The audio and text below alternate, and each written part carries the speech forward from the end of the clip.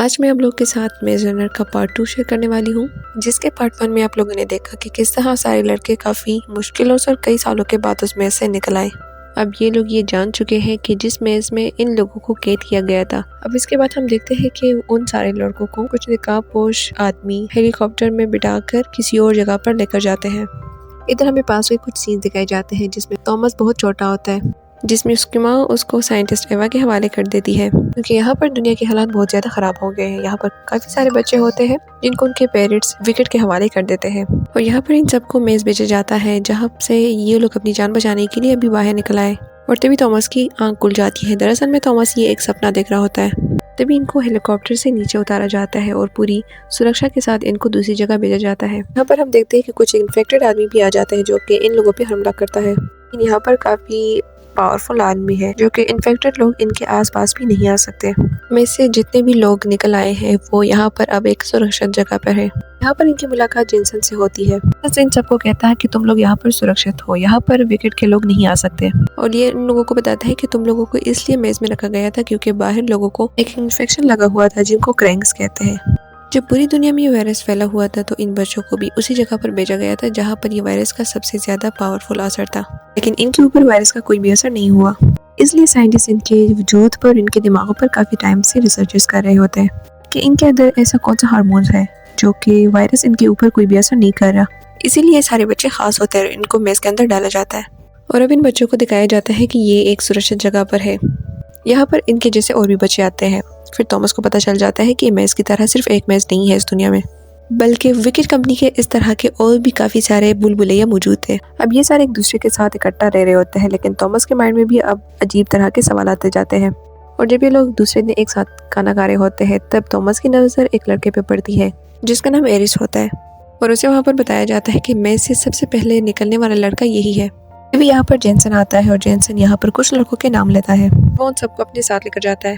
फिर इधर थॉमस को ये भी बताते हैं कि इस तरह कुछ लड़कों को यहाँ से लेकर जाते हैं, शायद ये लोग किस्मत वाले हैं क्योंकि इन लोगों को अच्छी सी जगह पर लेकर जाता है। लेकिन थॉमस के माइंड में अब भी अजीब तरह के सवाल आते हैं और तभी वो बाहर देखता है कि टेरेसा को कुछ लोग यहाँ से लेकर जा रहे हैं। ये सब जानना चाहते, उससे बात करना चाहते, लेकिन गार्ड उसको उसके पास नहीं लेकर जाते। उसे कहता है कि टेरेसा की अब भी कुछ टेस्ट बाकी रहते हैं, तुम इस वक्त उससे नहीं मिल सकते। फिर दूसरी रात एरिस थॉमस को एक जगह लेकर जाता है जो कि यहाँ पर सबसे पहले आया हुआ होता है और वो थॉमस को दिखाता है कि ये सारे लोग उन बच्चों को एक स्लीपिंग टैंक पर एक खास लैब पर लेकर जाते हैं। जब ये रात के वक्त उसी लैब पे पहुंच जाते हैं तो ये देखते हैं कि वहाँ पर काफ़ी सारे बच्चे होते हैं। ये वही बच्चे होते हैं जो कि हर रोज़ इनमें से चुनकर लेकर जाते हैं। ये दिमाग इनके मुंह के अंदर पाइप्स लगे होते हैं कि बॉडी से खास तरह का लिक्विड निकल रहा होता है। तब यहाँ पर जेनसन आता है। तब थॉमस और एरी यहाँ से चुप जाते हैं। ये लोग देखते हैं कि जेनसन यहाँ पर डॉक्टर एवा बेस के साथ बात कर रहा होता है। थॉमस देखता है कि इस औरत को तो गोली लगी थी, ये मर गई थी, लेकिन ये अब सोचता है कि ये सब झूठ था। यहाँ पर ये जान जाता है कि जेनसन भी उन लोगों के लिए काम करता है जिन लोगों ने इनको मेज के अंदर कैद किया हुआ था। जेनसन यहाँ पर एवा को बताता है कि हमारी कामयाबी काम कर रही है, जो टेस्ट हम करवा रहे हैं वो सारे पॉजिटिव आ रहे हैं। तब एवा कहती है कि जितने भी यहाँ पर बच्चे हैं उन सब पर काम करना शुरू कर दो। और तभी यहाँ पर एवा एक नाम लेती है राइट हैंड और जेसन को कहती है कि इसको जल्द से जल्द ढूंढो, वो पहले से हमारे 2 जगह पर हमला कर चुके हैं और अब मैं ये अफोर्ड नहीं कर सकती। फिर तब जेनसन यहाँ से चला जाता है और थॉमस सोचता है कि ये जगह हमारे लिए सेफ नहीं है। जेसन भी उसी ऑर्गेनाइजेशन का हिस्सा है जिस ऑर्गेनाइजेशन ने इन सबको मेज के अंदर कैद किया था। थॉमस अब यहाँ से निकलने की अपने साथियों के साथ तैयारी करता है और अपने साथ वो टेरेसा को भी लेकर जाते हैं। रात के रात ये सारे उस जगह से निकल जाते हैं और जब जेनसन को इस बात का पता चल जाता है तो वो अपने आदमियों को कहता है कि इन सबको पकड़ लो। थॉमस अपने दोस्तों को कहता है कि ये सब हमारी बॉडी से कुछ निकाल रहे हैं, हमारी बॉडी में कुछ ऐसा है जो इनके लिए फायदेमंद है, इसीलिए इन सब ने हमें यहाँ पर कैप्चर करके रखा है। और जब ये सारे विकेट के लोगों से चुप रहे होते हैं तभी बाहर की दुनिया में क्रैंक्स इन पर हमला करता है, यानी कि वो इन्फेक्टेड लोग जो कि अब ज़ोंबीज बन चुके हैं, वो सब बहुत मुश्किल के साथ उस जगह से निकल जाते हैं। और अगली सुबह ये सारे देखते हैं कि पूरी दुनिया एक खंडर बन चुकी है, चारों तरफ टूटी फूटी इमारतें, और इनके साथ विंस्टन नाम का एक लड़का होता है जिसको ज़ोंबीज ने पोजेस्ट किया हुआ था, एक इन्फेक्टेड ज़ोंबीज बनने वाला है। वो सारे उनको छोड़कर आगे बढ़ते हैं कि वो भी कुछ ही देर बाद ज़ोंबीज बन जाएगा और वो अगर इन लोगों के साथ रहा तो इन सबको भी इन्फेक्शन हो जाएगा। और जब ये लोग आगे बढ़ रहे होते हैं तभी रात के वक्त एक भयानक तूफान आता है जिसमें बहुत खतरनाक किस्म की बिजली चमक रही होती है। ऐसा तूफान पहले ज़मीन पर नहीं आता था, यानी कि अब ये ज़मीन बिल्कुल बदल चुकी है और ये अपनी जान बचाने के लिए घर के अंदर चले जाते हैं। ये देखते हैं कि वहाँ पर काफ़ी सारे ज़ोंबीज होते हैं लेकिन इन सारे ज़ूम्बीज़ को बांधा हुआ होता है। तभी वहाँ पर एक लड़की आती है। इस लड़की का नाम ब्रेंडा होता है। ब्रेंडा इन सबको जॉर्ज के पास लेकर जाती है। जॉर्ज इन सबसे पूछता है कि मैं आप लोगों से सिर्फ 3 सवाल पूछूंगा, कहाँ से आए हो और कहाँ जा रहे हो, और मुझे तुम लोगों से क्या फ़ायदा होगा। यहाँ पर जॉर्ज के साथ काफ़ी लोग होते हैं जो कि इन्फेक्टेड नहीं होते। ये सब के सब बहुत खतरनाक होते हैं। फिर जॉर्ज इन सब के बारे में पता लगवाता है। जब इनको पता चल जाता है कि ये सारे विकेट से बाहर निकल आए हैं, तो तब वो इन सब की मदद करने के लिए तैयार हो जाता है। लेकिन बाद में यहाँ पर विकेट के लोग आ जाते हैं। उनको पता चल जाता है कि वो सारे लड़के यहाँ पर आए हुए हैं। वक्त के साथ यहाँ से सारे भाग जाते हैं, लेकिन थॉमस और ब्रेंडा यहाँ पर फंस जाते हैं और अब विकेट के लोग उसको पकड़ने ही वाले होते हैं। लेकिन यहाँ पर एक ब्लास्ट हो जाता है।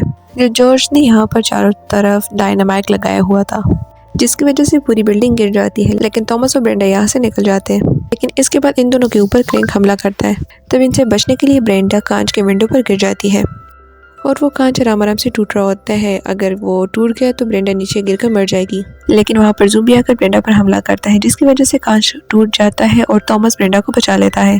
तब ब्रेंडा और थॉमस वहाँ से निकल जाते हैं। आगे जाके ब्रेंडा देखती है कि उसको ज़ूम्बी ने काट लिया होता है, यानी कि वो भी इन्फेक्टेड है। थोड़ी देर बाद इन लोगों को अपने जैसे कुछ नॉर्मल लोग मिल जाते हैं, यानी कि ये लोग इन्फेक्टेड नहीं है। फिर यहाँ पर थॉमस को रात को एक सपना आता है। वहाँ पर ये विकेट के लिए काम कर रहा होता है। ये टेरेसा को बताता है, मुझे विकेट के बारे में सब कुछ पता चल गया है। और वो उसे कहता है कि मैं लोगों को मरता हुआ नहीं देख सकता। तभी वहाँ पर कुछ लोग आते हैं, उसको अपने साथ लेकर जाते हैं। और यही एक वजह होती है जिसमें मूवी के फर्स्ट पार्ट में टेरेसा और थॉमस को उसी मेज के अंदर डाला गया होता है। वो लोग विकेट के साथ काम करना नहीं चाहते, क्योंकि उन लोगों को विकेट के बारे में सच्चाई का पता चल चुका होता है। इसके बाद थॉमस और ब्रेंडा अपने पुराने दोस्तों के साथ मिल जाते हैं और यहाँ पर इनको उस आदमी का पता चल जाता है जो कि इनकी खबरें विकेट तक पहुँचाता है। इसका नाम मार्कस होता है और ये लोग उसको मार कर यहाँ से निकल जाते हैं कि इसने विकेट को जरूर बताया होगा कि हम किधर हैं। और एक लंबा सफर तय करने के बाद ये चट्टानों के दरमियान एक पुल को देख लेते हैं। और जब ये देखते हैं तो यहाँ पर काफी सारी पुरानी गाड़ियाँ होती है और जब ये थोड़ा सा आगे बढ़ते हैं तो इनके ऊपर फायरिंग शुरू हो जाती है। ये सब चिपटने की कोशिश करते हैं, लेकिन वहाँ पर 2 लड़कियां जाती है और इन सब को अपने गन पॉइंट पर रख लेती है। यहाँ पर इन सब के साथ एरिस भी होता है, जो कि सबसे पहले मैच से निकला हुआ था। ये दोनों लड़कियां भी उसी मैच में थी जिसमें ये एरिस था। ये एरिस को अपने गले लगा लेती है और ये उसे कहती है कि हमें राइट आर्म के ग्रुप ने बचाया। थॉमस उसको कहता है कि तुम राइट आर्म के ग्रुप को जानती हो। तभी ये दोनों लड़कियां उन सबको राइट आर्म के ग्रुप तक लेकर जाती है। यहाँ पर भी बहुत कम लोग रह रहे होते हैं। राइट आर्म के ग्रुप का जो लीडर होता है उसका नाम विंग्स होता है। जाकर इन सबको बताता है कि हमारे बहुत सारे लोग मारे गए। तभी यहाँ पर हम देखते हैं कि विंडा बेहोश हो जाती है, क्योंकि वो उस ज़ूम्बीज़ की वजह से पोजेस्ड हो गई थी, क्योंकि इन्फेक्शन अब उसकी बॉडी में फैलता ही जा रहा है। विंस अपनी गन उठाकर उसको मारने लग जाता है, लेकिन थॉमस उसके आगे आकर उसको बचा लेता है। और तभी यहाँ पर एक साइंटिस्ट आ जाती है जो कि कभी विकेट के लिए काम कर रही होती थी और वो थॉमस को पहले से जानती थी, लेकिन थॉमस को अभी कुछ भी याद नहीं आ रहा। और साइंटिस्ट थॉमस को कहती है कि तुम जब विकेट में थे तो तुम ये सब बर्दाश्त नहीं कर रहे थे, क्योंकि तुम्हारे आंखों के सामने तुम्हारे सारे दोस्तों को मारा जा रहा था। और इसके बाद तुमने हमें विकेट के ऑर्गेनाइजेशन के कई ठिकानों के बारे में बताया था। और यहाँ पर विंग्स जान लेता है, जो कि राइट आर्म के ग्रुप का लीडर होता है। वो समझ आता है कि वो थॉमस ही था, जिसकी वजह से हमें विकेट के कई ठिकानों का पता लग गया था। थॉमस को यहाँ पर कुछ भी याद नहीं आता और यही वजह होती है कि विकेट ने थॉमस की सारी यादों को मिटाया हुआ होता है। तभी ये साइंटिस्ट ब्रेंडा और थॉमस को अपने साथ लेकर जाती है। वो थॉमस को बताती है कि विकेट के पहले के इरादे नेक थे। वो इस बीमारी का इलाज ढूंढना चाहते थे और तुम भी एक ऐसे बच्चे थे जिस पर इस वायरस का कोई भी असर नहीं होता था। दरअसल कि तुम लोगों के दिमाग में एक एंजाइम पैदा होता है, जिसकी वजह से तुम लोगों पर वायरस का कोई भी असर नहीं होता। अगर हमें किसी का इलाज करना है तो तुम्हारे खून से उसी एंजाइम को अलग करना होगा और उस दवाई को इन्फेक्टेड इंसान के जिस्म में इंजेक्ट करना होगा। और यही एक वजह होती है जब विकेट इन बच्चों के जिस्म से यही एंजाइम को निकाल लेते हैं। और वहाँ पर इसलिए टेरेसा भी थी। ऐसा ये तब तक कर रहे होंगे जब तक ये बच्चे अपनी आखिरी सांस ना खो दे। इसी वजह से इसी साइंटिस्ट ने जो थॉमस को ये सब बता रही होती है, उसी ने विकेट को छोड़ा हुआ था। और तभी थॉमस और इनकी सारी बातें टेरेसा ने सुन ली होती है। इसके बाद वही साइंटिस्ट थॉमस के बॉडी से वही एंजाइम निकालकर ब्रेंडा के जिस्म में इंजेक्ट करती है, जिसकी वजह से ब्रेंडा पूरी तरह से ठीक हो जाती है। फिर दूसरी शाम थॉमस टेरेसा के साथ आकर बैठ जाता है और उसे टेरेसा बता रही होती है कि मेरी माँ भी इसी इन्फेक्शन की वजह से मर गई होती है और आज मुझे उसकी याद आ रही है। तभी मैंने उनको एक कमरे में बंद किया। मुझे लग रहा था कि वो ठीक हो जाएगी, लेकिन मेरी सोच गलत थी। हर रात मैं उनकी चीखों की आवाज़ें सुन रही होती थी, लेकिन एक रात उनकी आवाज़ें आना बंद हो गई। जब मैं कमरे में गई तो मैंने देखा कि उन्होंने अपनी आंखें निकाल ली थी। इस तरह काफ़ी लोगों ने भी ये मुश्किलात झेले होंगे। मैं नहीं चाहती कि अब भी ऐसा हो। मुझे उम्मीद है कि तुम ये सब समझ सकते हो। तभी थॉमस देखता है कि विकेट के सारे लोग यहाँ पर आ जाते हैं। दरअसल में टेरेसा ने अपनी लोकेशन विकेट के ऑर्गेनाइजेशन को बताई हुई होती है, क्योंकि वो उन लोगों की मदद करना चाहती है जो लोग इन्फेक्टेड थे। भले ही उन लड़कों की जान क्यों ना चली जाए। वो चाहती है कि कुछ लड़कों के जरिए काफ़ी लोगों की जानें बचा सकती है। और यहाँ पर जेनसन अपने कमांडोज के साथ इनके इलाके पर बॉम्ब गिराना शुरू कर देता है। यहाँ पर ये सारे कमांडोज उन बच्चों को दोबारा से अरेस्ट कर लेते हैं। अब यहाँ पर एवा बेज भी आ जाती है जो कि इस पूरे ऑर्गेनाइजेशन की हेड है।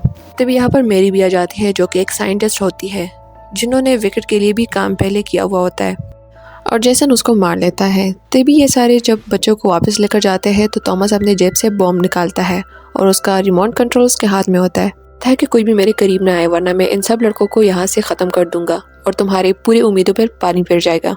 क्योंकि वो जानता था कि वो इन सब लड़कों को एक सेल की तरह यूज़ करना चाहता है। थॉमस के साथ उनके सारे दोस्त भी खड़े हो जाते हैं। थॉमस को कहता है कि हम तुम्हारे साथ हैं, हम भी मरना चाहते हैं। और इससे पहले जब थॉमस उस रिमोट कंट्रोल का बटन दबाना चाहता है, इससे पहले ब्रेंडा आ जाती है और उनको बचाने के लिए, जिसकी तबीयत अब ठीक है और दोनों ग्रुप में पहले जैसे एक बार फिर से फाइटिंग शुरू हो जाती है। और तब यहाँ से थॉमस और उसके कुछ सर्वाइवर्स बच जाते हैं। लेकिन यहाँ पर एवा बेज थॉमस के काफ़ी साथियों को अपने साथ लेकर जाती है, जिसमें टेरेसा जो कि खुद ही उनके साथ जा रही होती है। मिनो भी होता है जो कि थॉमस ने मिनो के साथ वादा किया होता है कि ज़िंदगी में वो उसका साथ कभी नहीं छोड़ेगा। बात सिर्फ मिनो की नहीं है क्योंकि थॉमस चाहता है कि ये लोग कभी भी रुकने वाले नहीं है। और यहाँ पर थॉमस अपने बाकी लोगों को कहता है कि मैं एवा बेज को मार दूंगा। एक वही है जो कि हम जैसे लड़कों का इस्तेमाल कर रही है। और यहाँ पर जितने भी लोग बच जाते हैं वो थॉमस का साथ देने के लिए तैयार हो जाते हैं। थॉमस को कहता है कि तुम्हारा प्लान क्या है, और इसके अगले की कहानी आप लोगों को नेक्स्ट पार्ट में दिखाई जाएगी। और पूरी कहानी देखने के लिए हमारे चैनल पर विजिट करें एंड हमारे चैनल को जरूर सब्सक्राइब करें। कमेंट सेक्शन में हमें जरूर बताएं कि आप लोगों को ये पार्ट कैसा लगा, और नेक्स्ट मूवीज देखने के लिए हमारे साथ जुड़े रहिए। Thanks for watching.